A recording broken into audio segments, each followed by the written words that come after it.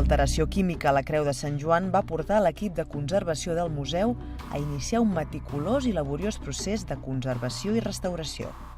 Fa un temps vam observar que tenia uns problemes de conservació.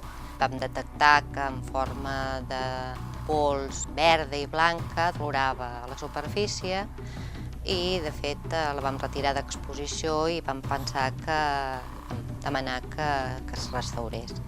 A partir de tots els anàlisis i proves que s'han fet en la peça, es va poder determinar el tipus d'actuació de conservació i restauració que se li havia d'aplicar. Tot el procés ha estat consensuat per un equip multidisciplinari d'especialistes del Museu Episcopal, del Centre de Restauració de Béns Mobles de Catalunya i de la Universitat Politècnica de Catalunya, a més d'altres restauradors especialitzats.